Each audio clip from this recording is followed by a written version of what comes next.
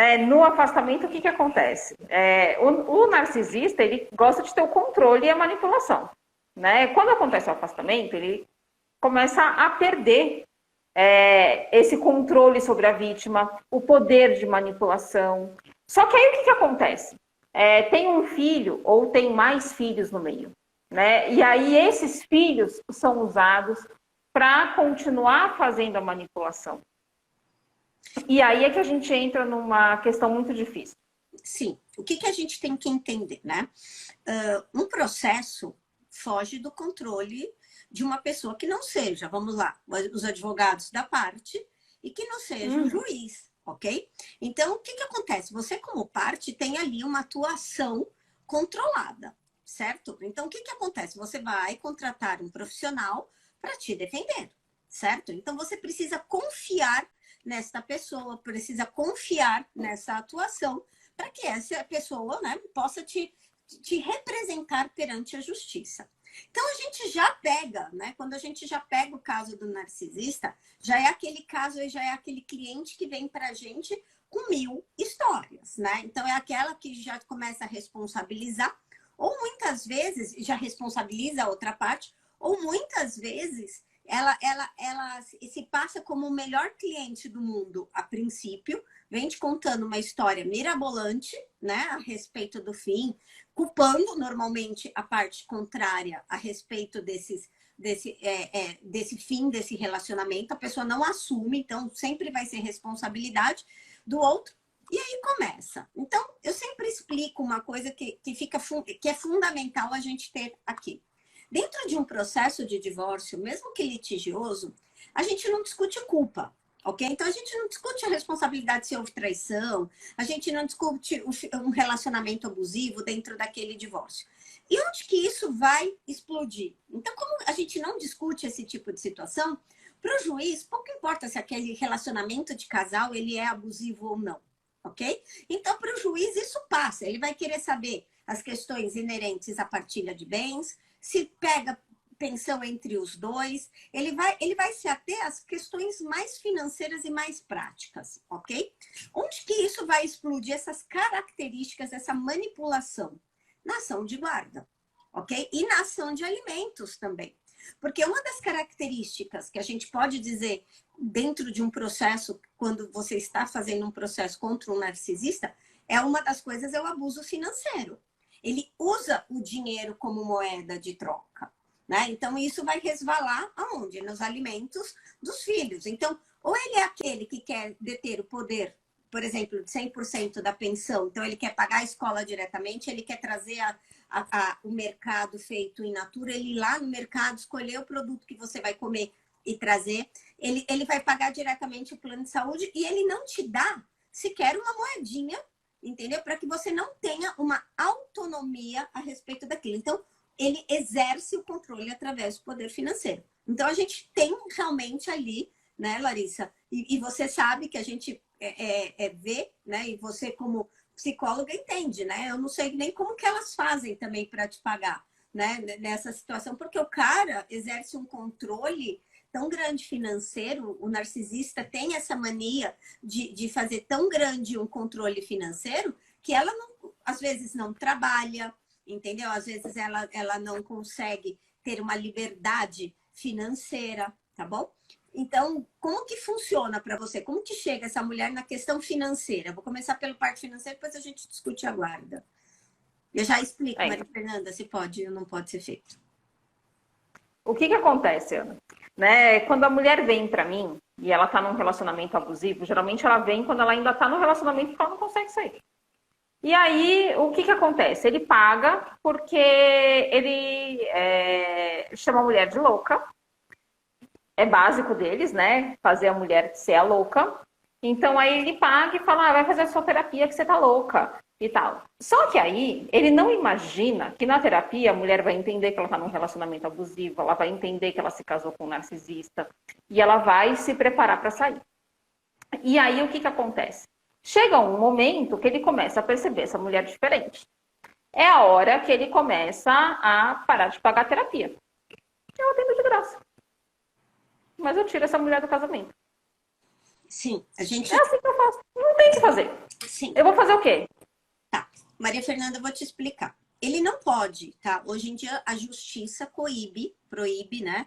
Tenta evitar com que o cara pague 100% dessa pensão in natura. O que significa in natura? Pagar diretamente, né?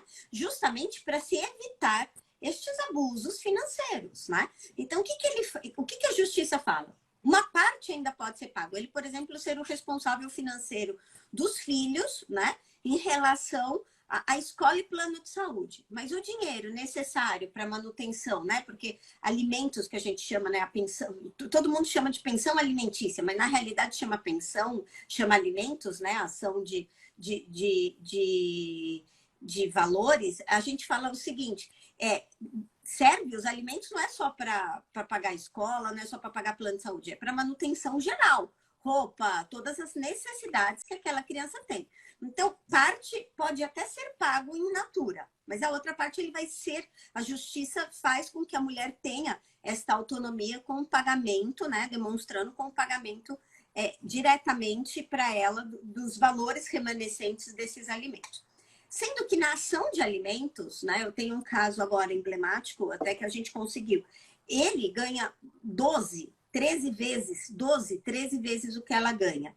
O que acontece? Ela não ganha? Ganha, mas a gente conseguiu um relacionamento, ele é narcisista, a gente conhece, sabe todo o relacionamento abusivo que ele faz, a gente conseguiu a pensão para ela, demonstrando não só a diferença, mas demonstrando como que ele usava esse dinheiro para mandar, para fazer o poder em cima dela. Então, o que acontece? A gente entra muitas vezes, tá, com a pensão de uma vez, né? A gente entra antes, às vezes, até mesmo dela sair de casa, para que ela tenha já ali decretado aquele valor para ela ter uma garantia e pede. E alimentos, só para que vocês saibam, tá? É uma coisa que a gente pede em medida liminar, que significa um pedido rápido, e é uma das poucas coisas que andam muito rápido e a gente acaba conseguindo o andamento antes mesmo disso, tá? Então a gente consegue fazer aí e a gente acaba trabalhando, que nem diz a Larissa, ela não cobra e eu acabo cobrando no êxito, porque não vai ter jeito, né? A gente acaba vendo quando a situação quando a gente vê essa situação mesmo ocorrendo, a gente tem como saber se a pessoa está enganando a gente ou não, né, Larissa? A gente sabe muitas vezes que a cliente, a paciente não, que está mesmo naquela situação e a gente acaba trabalhando aí pelo êxito, né? Então é bem complicada essa parte financeira. É assim, para mim é uma das características mais complicadas, né? Feita, é uma das armas mais cruéis que existe, né? Entendeu? É uma das armas mais cruéis que existe, porque a pessoa fica e ela tem aquela ideia de que ela não vai sair dali nunca, né? Pelo menos para mim, elas chegam dizendo, não consigo. E aí a gente fala, não, consegue, vai que vai dar certo, né? A gente fala, eu falo sempre para elas, confie no processo, não é no processo na ação, é no processo de que as coisas vão se resolver, de que você vai. Mas o mais difícil, conta para mim, conta para a turma, Larissa, não é justamente conseguir os alimentos na justiça, não é conseguir, é convencer esta mulher de que ela tem que sair desse relacionamento, de que aquele cara vai usar de armas durante o processo vai passar por 1000 faces, né? Do bonzinho à praga infernal sabe, a parte contrária causando dentro de um processo. O difícil é fazer ela não voltar, o difícil é fazer a pessoa acreditar nesse processo todo e não voltar para um cara desse, né? O difícil é fazer ela não se culpar e não ter dó do cara.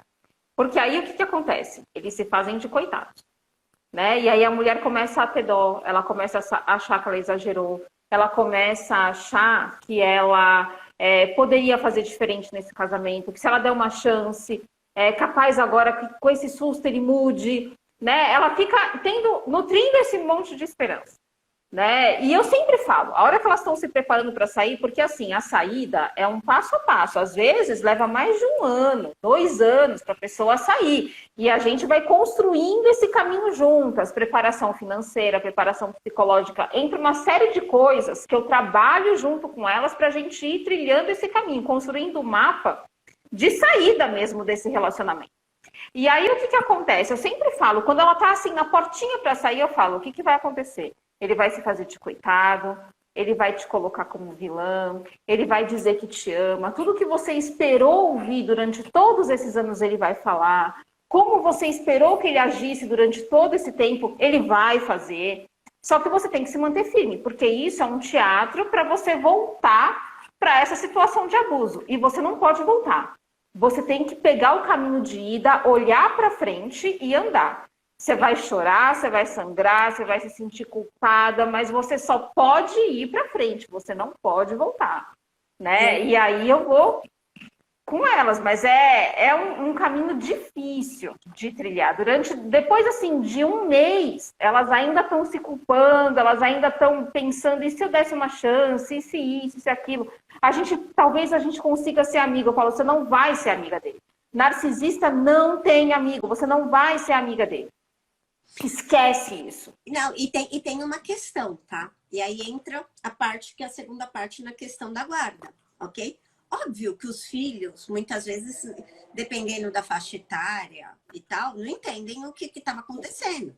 Às vezes o cara é abusivo com a mulher e não é abusivo com os filhos. Difícil, ok? Muito difícil. Mas vamos lá, dizer que o cara pode ter, vai, entre todas as coisas, ser um pai, né? E para filho, independente, muitas vezes, para um filho chegar para a gente e falar assim, eu prefiro meu pai e minha mãe separados, é porque ele viu coisas além do que ele deveria ter visto. Certo ou errado? Né? Ele já viu coisas que ele não precisava ter visto. Então, o que acontece nessa história? Aí, as crianças, dentro dessa situação, vamos dizer que foi ela que saiu de casa. Ela não botou o cara para fora, ela saiu. Ela catou a mala, catou os filhos e foi embora. Ok? Ela vai mudar, às vezes, para um apartamento menor. Ela sai, às vezes, de uma casa gigantesca, ok? E ela sai para uma casa menor. Ela cai de padrão de vida absurdo, porque a gente já está falando, às vezes, que ela não tem nem renda. Ou se tem uma renda menor familiar. E o que acontece? Aí começa. Aí as crianças começam a dar os problemas, né? De início até de adaptação. Aí tem que mandar as crianças para casa do pai, e aí é onde a gente vai entrar agora, né? Tem que mandar as crianças, às vezes, para casa do pai. Aí as crianças voltam no fim de semana insuportáveis. Voltam naquele domingo que você tem vontade de mandar de volta da onde veio. Para casa do pai, não, para a barriga, né? Você tem vontade de mandar para o universo, matar e falar, né? Deus, o Senhor deu, eu dei a vida, eu vou tirar, se matar aquela criança, né? E devolver, né, para o senhor, porque você não aguenta, né, aquela situação toda. E aí as crianças começam. E aí sabe o que ele faz? Ele usa isso contra você. Ele começa a dizer, tá vendo? As crianças estão dando trabalho por sua causa, as crianças estão sofrendo porque você tomou a decisão, as crianças fizeram isso. Só que detalhe, até aí a gente às vezes está no começo do processo, as crianças estão realmente passando necessidade porque ela está sem dinheiro para fazer um mercado, ela está sem dinheiro para fazer, ela está naquele meio, ela não montou a casa direito, sabe? Tá tudo meio que no improviso ainda. E ele simplesmente não liga para perguntar se ela precisa de R$ 1 para ajuda. Não é, passa a não ser problema dele se as crianças têm ou não têm dinheiro para comer, se tem ou não tem dinheiro para sobreviver. Entendeu? Então, é nessas características que a gente pega. E eu falo, muitas vezes eles são intimados dos alimentos primeiro, né? Porque é assim que funciona por uma regra mais célere. E o que acontece? Você acha que eles, mesmo sabendo disso, eles dificultam? Eu tenho um caso que faz, desde novembro do ano passado, que o cara está informado da obrigação alimentar, ou seja, de prestar os alimentos. Você sabe o que está acontecendo? O cara simplesmente, nós estamos em agosto, o que ele pôde recorrer em relação a essa decisão, enrolar, fingir que não sabe, ele nunca depositou R$ 1 voluntariamente para minha cliente. Por quê? Porque isso é a maneira que ele tem de controlar, é a maneira que ele tem de fazer pressão para ver se os filhos ficam contra a mãe por uma necessidade, porque estão passando necessidade dentro de casa e começam a infernizar. Então, olha o nível que chega um narcisista para ele chegar a ter razão. E aí, sabe o que ele faz? Chega para os filhos e fala, eu te falei, você fala, tua mãe tá ficando louca, se ela não tivesse me largado, nada tava assim. ou começa também a comprar as crianças com presentes, shopping, liberdade do que nunca teve. Na casa do pai pode tudo, na casa da mãe não pode nada, porque tem as regras. É bem complicante, é bem complicado, né? É uma situação ali para quem está ali no meio e a gente falando, espera, aguarda, bem, bem difícil, entendeu? Uhum. É chocante mesmo, Sabrina. É chocante mesmo, porque não pensa. O narcisista, na verdade, ele pensa só nele. Ao mesmo tempo que é chocante, quando a gente se depara com uma pessoa que tem esse transtorno, nós, né, da área da saúde, a gente sabe que é assim. Então, do ponto de vista, assim, moral, claro que a gente se choca. Mas quando a gente sabe do diagnóstico, a gente tem certeza que é assim. Infelizmente, né, eles não pensam nos filhos, eles pensam neles, no conforto deles, no que é bom para eles, nos interesses deles. E aí, se o interesse dos filhos ou o conforto dos filhos for de encontro com o que é bom para eles, ótimo. Agora, quando não é, ele vai pensar primeiro nele. Agora eu quero falar uma coisa. A gente fala sempre, né? Aí já me questionaram 1000 vezes isso em live, já me questionaram isso no site, sabe? Sempre, né, nas páginas, sempre me falam. Ah, parece que a gente é contra os homens. Não é isso, tá? Não. E eu vou já te falar. Eu defendo muito mais os meninos hoje do que as meninas, tá? E quando eu deparo com uma narcisista, ela afunda a vida do cara. Ela utiliza... A gente está falando que o cara utiliza das armas financeiras, né? Então, a gente está falando que o cara inibe ali a pensão, ele evita, ele joga, mas ele, dentro daquilo, ele leva a vida de solteiro. Porque ele larga as crianças com ela, ele fala que ele quer a guarda, mas é mais para infernizar e para fazer moeda de troca ali na questão dos alimentos, ok? Então ele faz isso meio que de propósito. Agora, a mulher, ela acusa o cara de falso crime, entendeu? Ela diz que o cara bateu, ela diz que o cara estuprou, ela diz que o cara fez abuso sexual contra as crianças. Ela liga no trabalho do cara. Eu tenho uma que ligou no trabalho do cara, falou com a chefe, falou com a colega, expôs o final de casamento para todo mundo.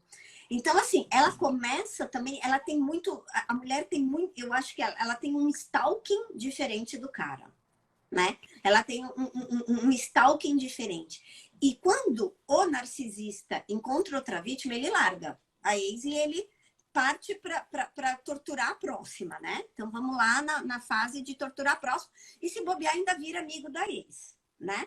Entendeu? Se junta com a ex para infernizar a última ex e assim a gente começa, né, nesse ciclo vicioso.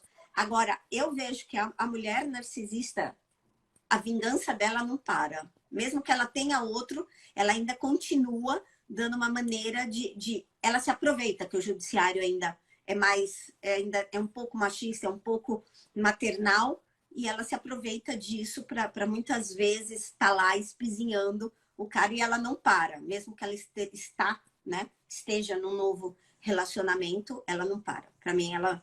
Ainda assim, a mulher ainda é mais vingativa, tem ela pensa muito mais, né? Calcula muito mais os passos quando ela é narcisista.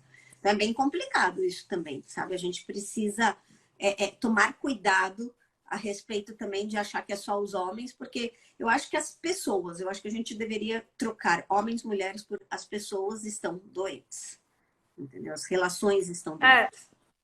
No início da live, antes de você entrar, eu cheguei a comentar isso, né? A gente tem estatísticas de que a maioria dos narcisistas são homens.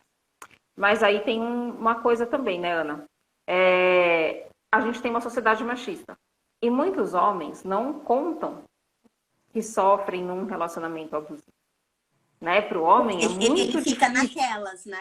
E a maioria deles não se dão conta, tá? A gente classifica, Também, nós também. classificamos, nós que eu digo eu, você, porque a gente é profissional que trabalha na área voltado a isso. Eu sei que o cara tá num relacionamento abusivo, né? A gente fala que o cara tá vivendo um relacionamento abusivo, mas ele não se toca como as mulheres têm se tocado. Ah, estou vivendo com um cara narcisista, estou vivendo num relacionamento. Não, ele não se toca. e ele ainda por cima nega, né? Ele nega porque isso transforma muitas vezes em menos homem do que aquilo. Ele não consegue Ele tem admitir. medo de como ele vai ser julgado. E ele Então ele come, esconde. não, e ele come na mão dessa mulher que vocês não têm ideia, gente. É chantagem financeira, é chantagem emocional. Elas falam que vão se matar, entendeu? É difícil você pegar. Eu não sei, Larissa, pelo menos em números, eu vejo muito mais a situação do eu vou me matar, muito mais nas mulheres narcisistas para segurar o cara, do que necessariamente os homens falando para as mulheres que vão se matar, né? Então, não sei. Então, elas sofrem, elas fazem uma chantagem bem pesada, entendeu? A mulherada tem uma mente muito, eu acho que muito mais ágil do que o homem nesse sentido da manipulação. Não sei se te parece isso ou não, lidando com as mulheres narcisistas do que com os caras. Mas eu vou falar, o mundo tá muito doido. O mundo tá muito doido, sabe? É ghosting, é gaslighting, é narcisismo, é não sei mais o quê, entendeu? Eu tô começando a brincar e falo assim, vou largar realmente o direito, vou virar psicóloga, porque meu pai é eterno, né? Isso é uma Então, obsessão porque prefere esse jogo do que buscar não coisa pra ele. é, não é uma obsessão, né? O narcisista, ele tem um transtorno de personalidade, Ele não né? E aguenta aí escutar, ele não. só e isso faz com que ele sempre faça o jogo, né? Não é que ele prefere, ele não sabe ser diferente. Ele nunca conseguiu ser diferente e ele não vai conseguir. Transtorno de personalidade não tem cura. Tem controle desde que a pessoa entenda que ela tem um transtorno e queira se tratar. E não é o caso do narcisista. Ele não entende que ele tem um transtorno Ele não e aceita, ele né? não aceita e ele não quer se tratar. Muitos ainda, quando percebem que a vítima está indo embora, eles falam, não, então eu vou fazer terapia, eu aceito, não sei o que e tal. Gente, não passa de 2, 3 sessões chutando alto. Eles não aguentam, porque eles não querem aquela mudança. Eles querem usar a terapia para manipular aquela vítima. E muitos vêm também para a terapia de casal dessa forma. Né? Então, por exemplo, eu atendo o casal marca comigo, eu não conheço. Então, eu vou conhecer a história daquele casal. Eu percebo que se trata de um relacionamento abusivo, eu já separo. Olha, o caso de vocês, a demanda que vocês trouxeram é para primeiro atendimento separados. E aí eu vou trabalhando aquela vítima, conscientizando ela de que é um relacionamento abusivo e trabalhando no narcisista os pontos que ele precisa mudar, melhorar, né? O meu trabalho ele tem que ser sério e sempre para ajudar as pessoas, independente, né, de como elas são e do que elas fazem. Só que aí o que acontece? Geralmente, o narcisista ou a narcisista acaba rompendo com a terapia. E aí eu sigo com a vítima e geralmente acaba acontecendo mesmo o rompimento do relacionamento, mas isso às vezes demora. Ou a vítima acaba sendo manipulada a deixar a terapia, aí eu não tenho o que fazer. Né? Isso também acontece bastante. Para que o pessoal entenda, como que chega, né, na ideia um narcisista dentro de um processo, né? A gente tem duas características muito marcantes dentro da área de família, num processo contra o narcisista. Falando especificamente em guarda. Por quê? Porque na guarda, como eu falei ali no comecinho, é que a gente pega, né? Essa pessoa no pulo do gato. Não tem como a gente pegar a pessoa no começo, né? Então a gente fica sabendo. De duas uma. O narcisista troca muito de advogado dentro do processo. Passa 2, passa 3, passa 4. Não é normal uma pessoa, durante um processo, mesmo que ele seja curto, ok? Trocar de advogado muito. Primeiro, porque a pessoa pagou muitas vezes pelo serviço. Depois, porque você estabelece uma relação de confiança. De confiança. A gente rompe com um cliente em duas situações. Quando tem essa quebra de confiança profissional, né, entre a gente, ou depois, ou quando a pessoa não paga, ok? Então, são essas duas situações que é um motivo de romper, né, uma relação. Então, já não é normal. Por exemplo, vem um cliente para mim no meio de um processo. O processo já está andando, ok? já está andando aquele processo. E ele fala assim para mim, eu vim procurar você porque eu vou trocar de advogado. Primeira coisa que eu quero saber, por que você está trocando de advogado? Porque se for por questões financeiras, eu vou ficar sabendo. E se for por questões, eu não confio, começa a falar mal, eu já começo a levantar a minha orelha falando, o que está acontecendo? Porque se o cara faz isso com um advogado anterior, com certeza vai fazer comigo. Então, o narcisista, dentro de um processo, ele tem uma característica que ele troca muito de advogado. Por quê? Porque muitas vezes ele quer impor a opinião, a maneira, vou dizer um termo chato, né? Uma maneira baixa de jogar dentro de um processo. Ele quer implantar provas, ele quer impor a sua maneira, ele quer que o advogado haja, muitas vezes, de uma maneira que o advogado não concorda naquela conduta. Então, acaba havendo um rompimento, né, dentro desse processo. Então, começou a trocar muito de advogado, você já começa a ficar assustado. E no segundo, no estudo psicossocial, que é aquele estudo que a gente faz para questão de guarda, para verificar se está tendo alienação parental, com quem a criança melhor está, normalmente ali vem a característica, por quê? Porque aquela pessoa narcisista, ok? Vai tentar também se impor, ou ela vai usar uma máscara diante do psicólogo do fórum, diante daquele estudo, que é óbvio que cai, porque a gente manda quesitos que a gente vai perguntar, muitas vezes vai trazer laudo, a gente vai usar assistente, eles têm todo um método para estudar, pesquisar como que aquela pessoa, eles perguntam a coisa de trás para frente, ele manda eu escutar uma história, ele escuta de novo, o que não faz sentido ele volta, e aquela pessoa normalmente sai falando mal da outra, se endeusa de uma maneira completamente, né? Ele é o melhor pai, ele vai ser a melhor mãe, ele é a melhor opção que a criança tem, e nunca se refere à criança em si. É sempre o processo está girando, a outra parte tem alguma coisa contra ela, né? Não contra ela, pessoa, ok? E não contra, necessariamente, não é, ali não se discute a criança, pouco se fala da criança, muito se fala de si própria. Então, onde se pega ali a largo que essas pessoas, não, com essas características, vem ali escrito nesse laudo de que por exemplo, um narcisista, outro narcisista? Não, não vai vir. Mas muitas vezes tem uma sutileza dentro deste laudo dizendo que aquela pessoa manipula de alguma maneira que pode ser perigosa ali para a criação daqueles filhos.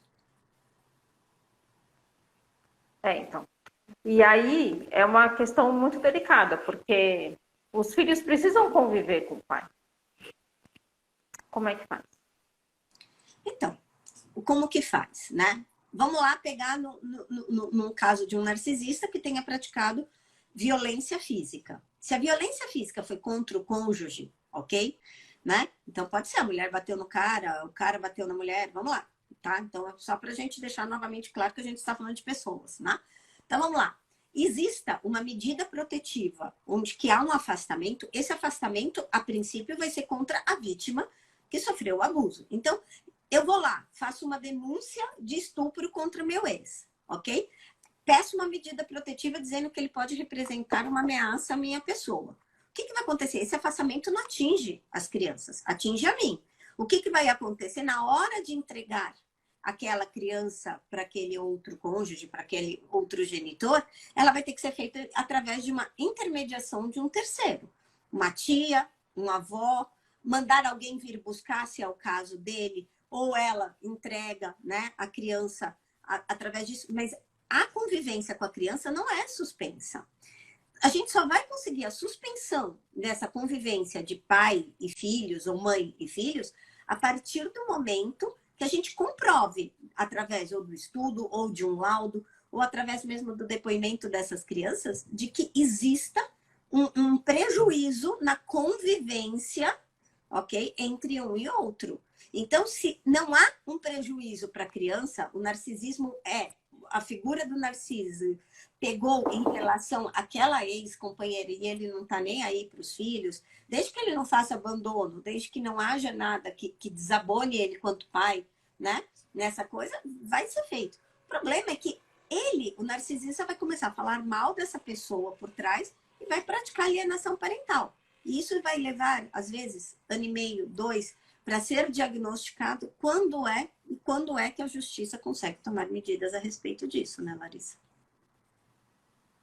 A Elaine está falando aqui, sou de BH e já enviei e-mail ao Ministério Público explicando a história do meu marido que separou da cônjuge, informando sobre a alienação parental da mãe. Entramos no Conselho Tutelar, MEVs e CREAS, e nada adiantou.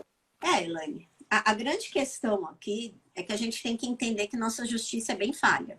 Não só falha, como muito devagar, muito lenta. Então, o diagnóstico não é feito muito rápido. Nós temos um caso, agora mesmo, que o estudo psicossocial foi marcado no começo de 2022 para o começo de 2024. São 2 anos em cima, com uma lacuna de crianças convivendo, né, com pessoas que a gente não sabe se praticam ou não alienação, se são pais, se essa relação é saudável ou não. E até lá, até essa história toda acontecer, a gente não tem como cobrar que seja diferente, ok? Então, o que acontece? A gente acaba ficando aí na mão, né, do Poder Judiciário. Então, e tem que ter provas robustas. Conselho tutelar aqui em São Paulo, se a BH não funciona aqui em São Paulo, também é bem complicado, não é? Sabe, até que ele é pouca gente para uma demanda muito grande, né? Mesmo da nossa justiça especializada, né? Porque nós temos várias da família em São Paulo inteiro, na cidade, na grande maioria dos fóruns, acaba aí sendo muito, muito devagar.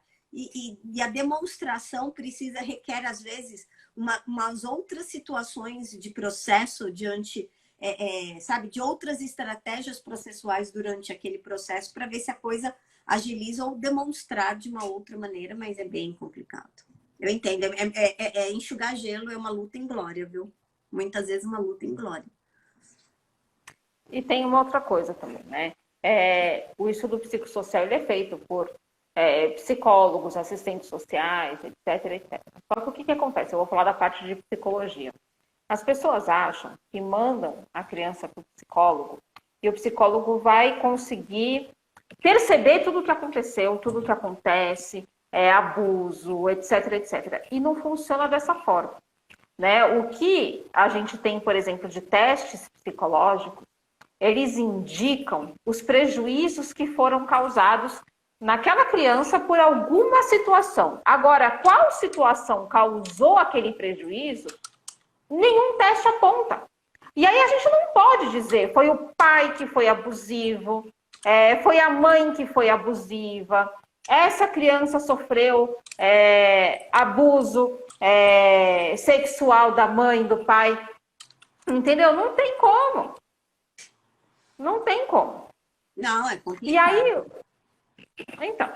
Não, aí se o que você acontece? que é uma psicóloga que muitas vezes, né, faz o acompanhamento, não consegue pegar tudo isso, imagina, às vezes, dentro de um fórum, que às vezes esse cara leu um processo, que leu o que eu escrevi, o que a parte contrária, né? A minha verdade, a verdade da parte contrária, né? Veio uma série de perguntas, né? Quem é o doido da história, mais ou menos assim.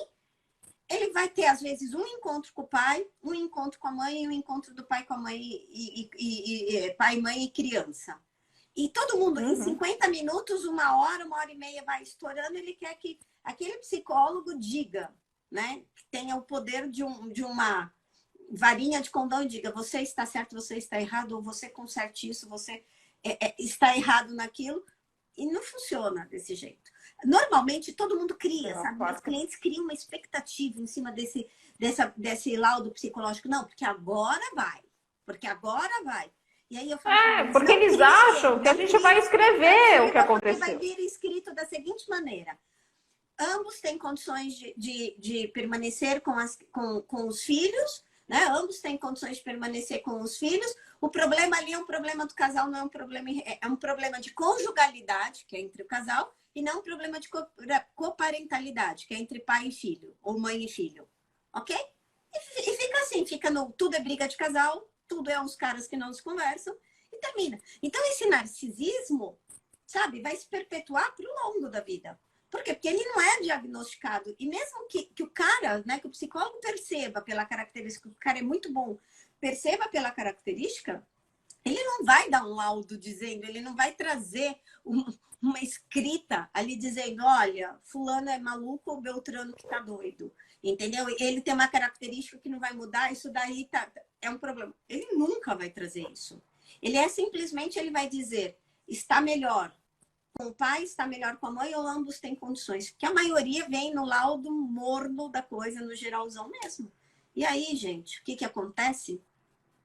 Cabe a gente aprender a administrar esse tipo de pessoa. Se blindar, né, Larissa? De você como mulher, como ex-mulher, você como marido, como ex-marido, aprender a blindar, né? Como que a gente falou lá do começo. De aprender a distanciar o que é o outro, o que é você, o que realmente reverbera, o que é verdade, de, poxa, estou falhando aqui na educação, ou o cara está tentando me culpar, e isso é com vocês. E eu falo isso muito para as partes, e às vezes eles falam para mim, nossa, você é grossa. Eu falo, não, mas eu falo, gente, eu não sou babá, eu não consigo dar conta de explicar. Eles me ligam para perguntar, eu troco ou não troco de fim de semana? Eu posso devolver 10 minutos depois, ou posso devolver? Posso fazer picuinha nisso? Eu tenho que mandar roupa? Gente, sou eu que tenho que decidir isso tudo?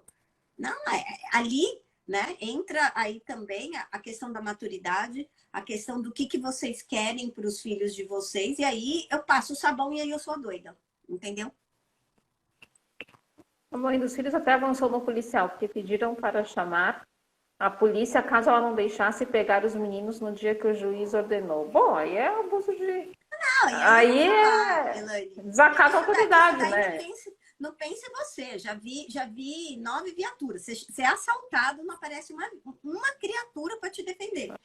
Tem barraco de ex, os policiais vão todos. Vem 9 viaturas contra pai e contra mãe. Aí sai todos os vizinhos na janela, vira aquela coisa. Aí vira o caso do fim de semana, né?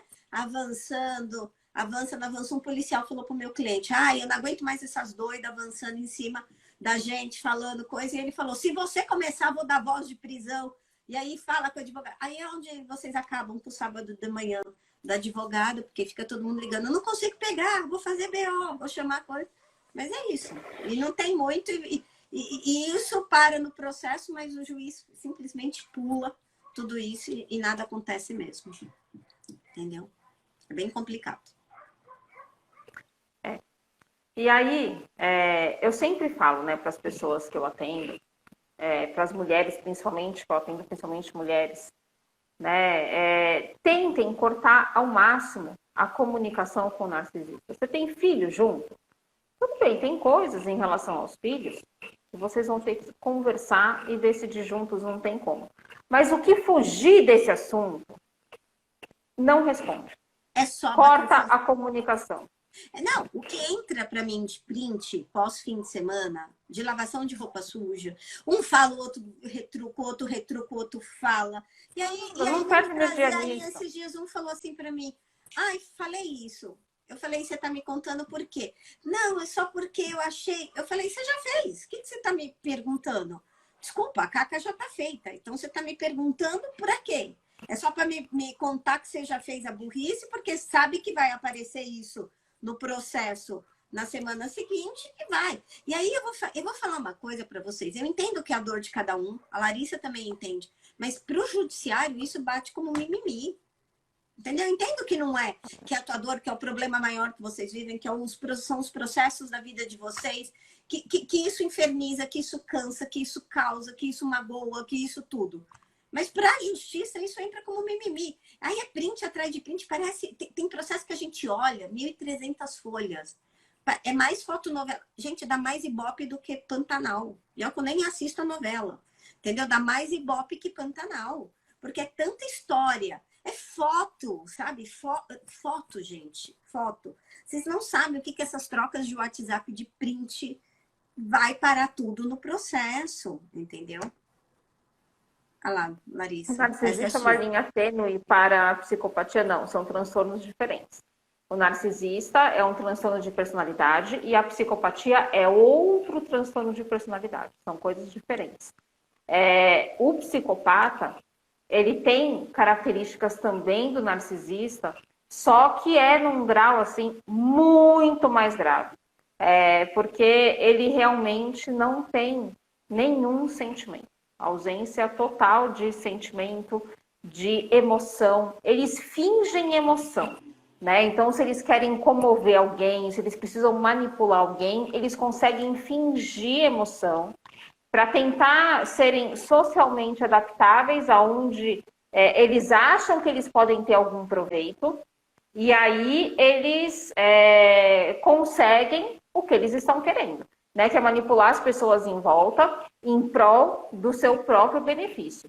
E a gente também vê vários graus de psicopatia. Então, tem aquele psicopata que mata, tem aquele psicopata que mata muitas pessoas, que aí é o sociopata, né? Os serial killers, por exemplo, eles são psicopatas que matam em série. E tem aqueles psicopatas que eles acabam com a vida da pessoa sem matar a pessoa. Como?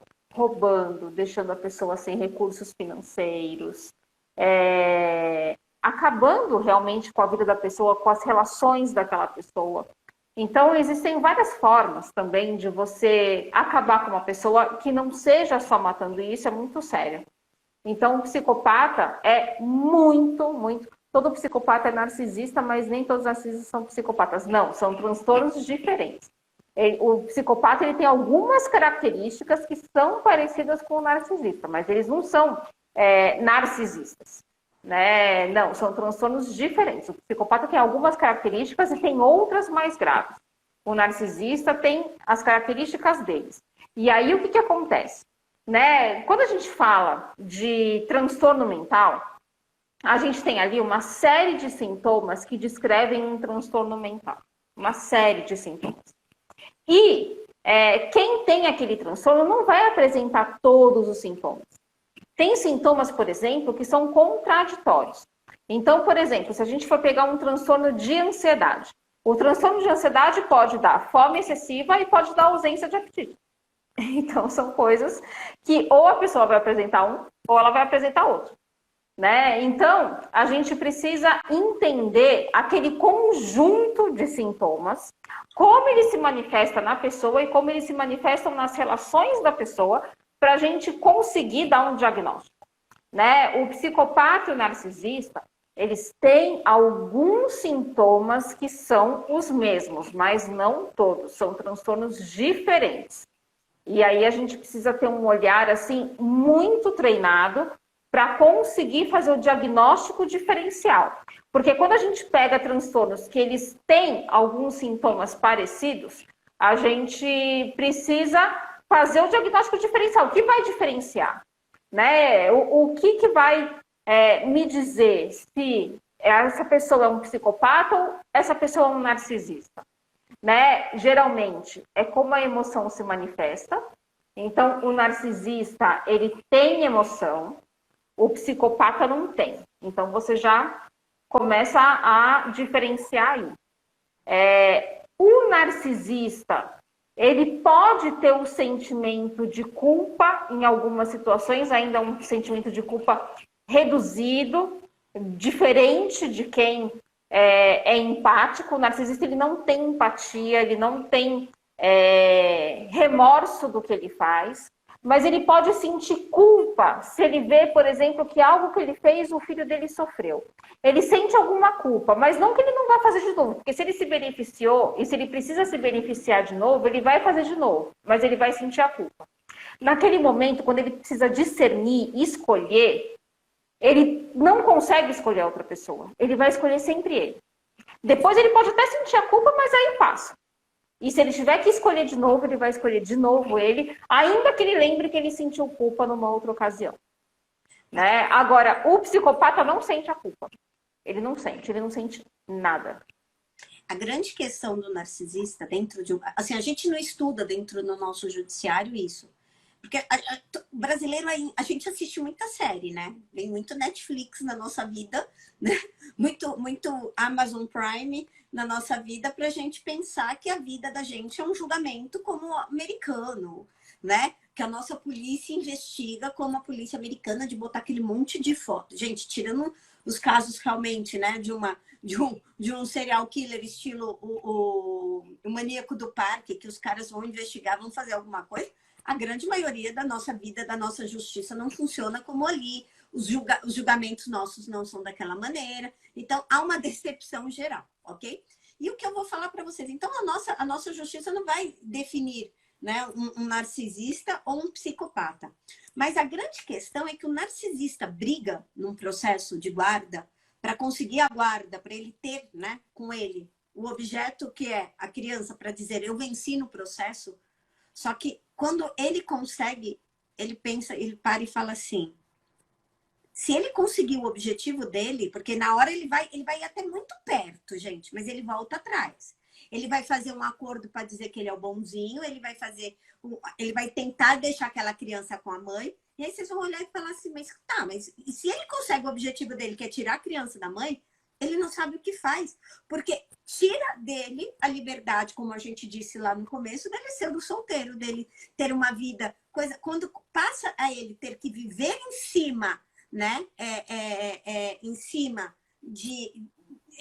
da vida dele ser pautada em cima da vida de outra pessoa, que é no caso o filho, o cara surta, ele devolve. Aí ele começa a criar um jeito de fazer outro processo e devolver aquela criança de novo, porque ele não consegue ficar, porque ele é prioridade dele. Então ele vai, sabe o que ele faz? Ele inferniza, ele causa. Quando você fala assim, caraca, agora o cara consegue a guarda. Sabe o que ele faz? Ele vai lá e propõe um acordo, ele faz de bonzinho na audiência, ele vai deixar, nossa, eu vou deixar meu filho assim, porque ele já está melhor adaptado. Isso é o melhor para ele, mas na realidade, quando ele se dá conta de que ele tem que ficar com a criança mais do que aquele fim de semana, a cada 15 dias, mais do que aqueles 5 dias no mês, né, que eu falo que é a teoria 25/5, ele não aguenta, ele não consegue, ele volta atrás. Então, é uma das características que a gente tem dentro de processo do narcisista. Psicopatia, gente, é muito difícil. Eu nunca, assim, por mais que eu tenha, já tive mães de surtar mesmo, né? De serem pessoas com problemas psiquiátricos, remédios. Tem um caso até meu, que a mãe, o padrasto ficou com o cara, né? O ex-marido ficou com a filha e com a enteada, porque a mulher realmente, assim, de tacar fogo nas crianças, entendeu? Mas aí é um caso muito pontual mesmo, sabe? Mas isso é só aí vem um laudo dizendo não é recomendado, mas também não vem dizendo o tipo de problema psiquiátrico que a pessoa representa. Isso não é incumbência da vara de família colocar. Ok? Acho que deu, né, Larissa? 1 hora? Acho que é isso. É 1 hora. A ex do meu marido tem os 2. Além de não deixar pegar os filhos há 5 anos, também tentou matá-lo. Temos todas as provas, mas a justiça, infelizmente, é complicado. Procura uma boa assessoria, Elaine. É o melhor que você faz, é o melhor que eu posso dizer. Entendeu? Porque não só uma assessoria jurídica boa, mas também uma psicológica. Porque a primeira coisa que falo para os clientes hoje em dia, você está na terapia? Principalmente quando a gente sabe que o relacionamento é abusivo. Você tá na terapia? Porque eu sei que a pessoa vai precisar, eu sei que ela vai precisar da Larissa lá falando para ela, se você desistir, eu te mato. Fica aí firme, aguenta forte. Porque eu sozinha, muitas vezes, não tenho poder de convencimento, não. Entendeu? E às vezes o nosso cliente já tá... A pessoa que convive com uma pessoa doente no estilo narcisista, ela acaba ficando doente também, né, Larissa? Lógico que tem. Né? Porque ele manipula, não tem jeito. E aí, o que acontece? Aquela pessoa, ela não vive a vida que ela desejava para ela vive a vida que o narcisista acha que ela precisa ela. É complicadíssimo. Ela vive a vida que não é dela. Ela vive a vida que não é dela. Que não é dela. E quando ela se dá conta, e aí, o que depois acontece? que ela sai de um relacionamento assim, ela se dá conta de que ela nem percebeu, mas a vida inteira dela estava pautada nos horários do cara, no que o cara queria, na vida deles, entendeu? E é muito complicado. Entendeu? Tudo dizia respeito àquela pessoa. E aí é onde ela sente muitas vezes um grande vazio no depois, de que como se tivesse... Ela tem até... Escutei, síndrome de Estocolmo, né? A paixão pelo sequestrador, porque ela começa a sentir falta daquilo que até que foi ruim, porque ela deixou de ter uma vida própria para ter uma vida pautada no outro, né? Bem complicado. Aí também, nesse caso, não é nem a síndrome de Estocolmo, é a dependência emocional, porque ela acaba criando uma dependência emocional daquela pessoa. Então, a opinião daquela pessoa que é válida, o que ela acha, o que ela deixa de achar, é o que interessa. Ela não consegue ter opinião própria, ela não consegue fazer escolhas. Ela sente que ela não é capaz de se cuidar sozinha, de fazer uma viagem sozinha, por exemplo, de estar sozinha. Porque para o narcisista é interessante que ela pense assim, né? Porque quanto mais ela achar que ela é incapaz, mais dependente ela vai ficar, mais ele vai manipular. Então, ele deita e rola numa situação dessa, né? E aí que eu vou ajudando essa mulher a entender que ela é capaz, é uma pessoa adulta, que ela precisa, né, exercer o poder dela de escolha. Ai, mas eu vou fazer errado, mas eu vou fazer bobagem, eu vou fazer merda, não sei o quê. Faça! Depois você vai lá e conserta quem nunca fez. Você acha que o bonitão lá não fez? Um monte de cagada na vida que às vezes ele nem contou pra ninguém. Lógico que faz, quem que não faz? Todo mundo faz. Então a gente precisa aprender também com os erros. Então você vai lá e erra, não tem problema nenhum. Depois vem para consertar. O importante é você sentir que você dá conta da sua vida. Você tem que dar conta da sua vida. Né? Isso é fundamental. É se reempoderar de você mesmo, né? Independente de ser homem ou mulher. Pegar as rédeas da sua vida. E deixa marcas. Pegar as rédeas da sua vida. E o relacionamento Lógico. deixa marcas e assim, por muito tempo você vai ter gatilhos, por muito tempo vão acontecer coisas e você passa a ser uma pessoa a partir daquilo. Não adianta você dizer, apagar 100% ninguém apaga. Você aprende a conviver, não apaga. Como o narcisista não aprende, não muda, né? Você acaba também tendo algumas questões aí para tempos.